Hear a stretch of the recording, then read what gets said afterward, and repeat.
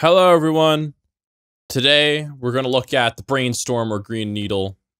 I just thought like we could do this. It's not a big deal. So basically, it's like, do you hear brainstorm or do you hear green needle? So there is a toy here, and you can see it's a toy. Now, if you know what Ben 10 is, it's a Ben 10 toy, and this is the monster called, not monster, alien called Brainstorm. And when he flicks this, he undeniably, factually in real life does say brainstorm. However, your brain's ability to prime certain like frequencies over others in the attempt to like make something coherent like a sound can inhibit your ability to hear what is actually there. So this is also known as the McGurk effect, where if someone says ba, but then they edit in you saying fa, but they put the audio of ba on top of your fa, it looks like you're saying fa, but you're not saying fa, you're saying ba.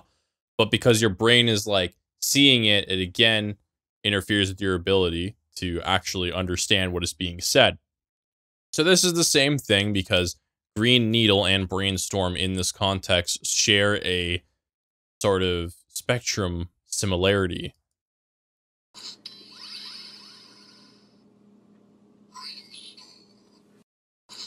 So basically, whatever you think about here is going to be what you hear. You can hear brainstorm or green needle, even though it does say brainstorm. Now, another thing I noticed that if you listen to this, I have the same audio file from that exact same video right here.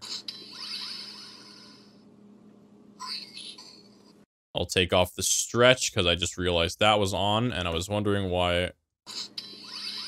That's better. So whatever you think of is what you're going to hear in this situation, which is kind of cool. So we can boost this up more, make it loud, get an EQ up. That does nothing. Nothing at all. Turn that off.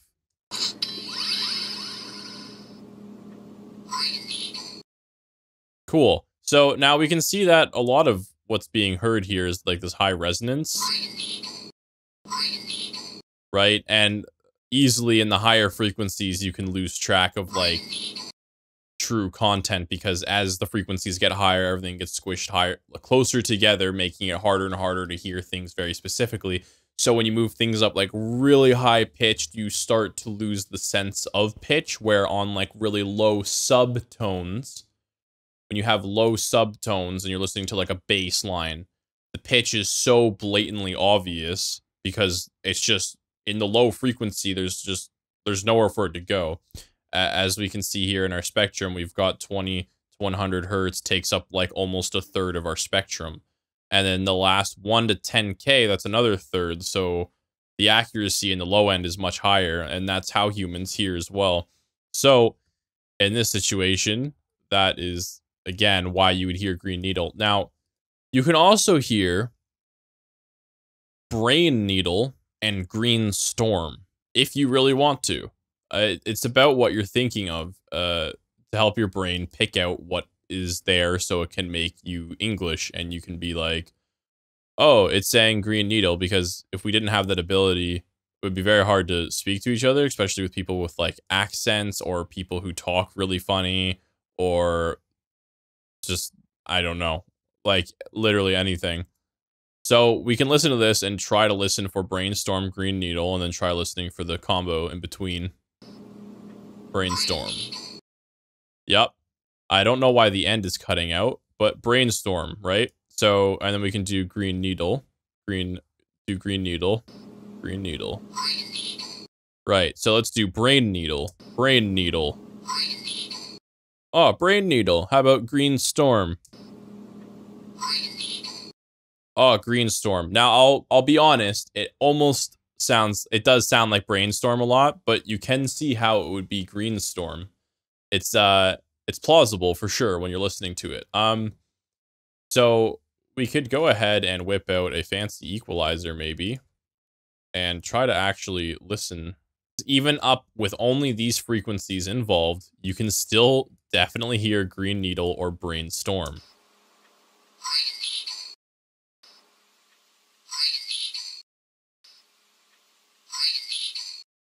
But you can see, right?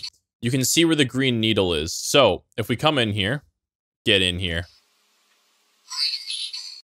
we're going to get these two peaks here up in this little area. You can see how they, like, rhythmically fit with green needle. Right? And you can even see how the lower stuff fits with green needle. And then when you listen to this and then think about brainstorm, you can still see how the spectrum works with brainstorm. You can see that here, it like peaks and drops in all different spots.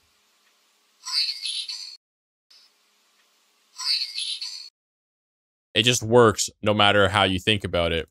Huh, weird.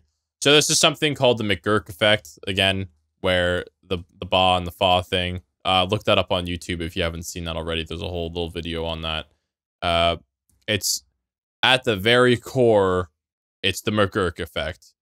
You're hearing sound, but your other senses, because we have so many senses, like our smell, hearing, our hearing ability to hear many sounds at the same time and distinguish between them is quite amazing. Our sound, our vision, we have our straight vision and like peripheral vision, and then like our focus, and like when you combine those things together, obviously our brain has to think of like one solid concept at any given time. It can't just think of all those like 6 things at the same time. You can't read what's in front of you while completely understanding what is in your peripheral vision while understanding a conversation that's being spoken to you. So in this situation, when you sit here and think about green needle and you hear a sound that has the exact same spectrum qualities and movement as someone saying green needle in the way that you hear it, then of course you're going to hear green needle, not brainstorm.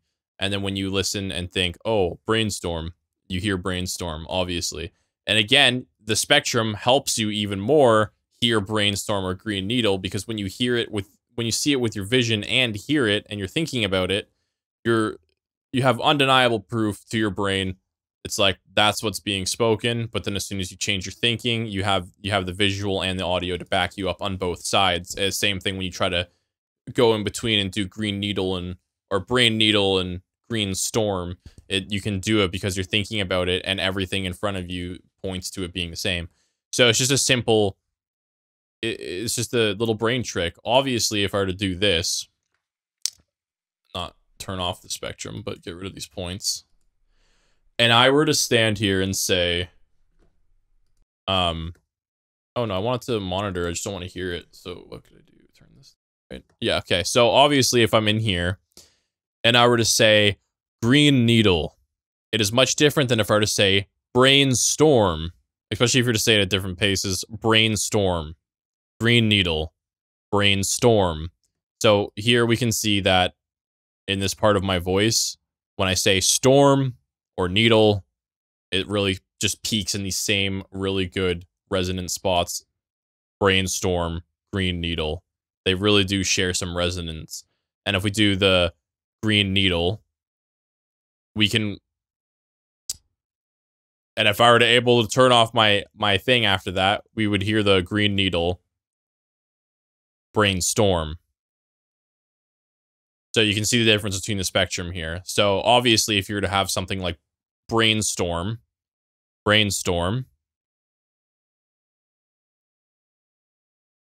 that has like a lot of spectrum in it. And in fact, it pretty much entails the whole spectrum of my voice just from me saying brainstorm. So then when you take something like green needle, which requires you to kind of take away frequencies in certain parts of your speech, green needle, we basically have peaks in the frequencies in all the same spots of where I said brainstorm, brainstorm, brainstorm, all in the exact same spots. However, in green needle, there's just a massive, massive dip in the 5K, and that's the only difference. So, and then when heard over a shitty microphone coming out of a shitty speaker with lots of distortion and background noise, it's anyone's game. It does say brainstorm. It doesn't matter though. It's just something the brain does where it primes. It's called priming, where it primes speech or frequencies or sensors or whatever to make a specific understandable message to your brain. And that's it. Yeah, thanks for watching. See ya.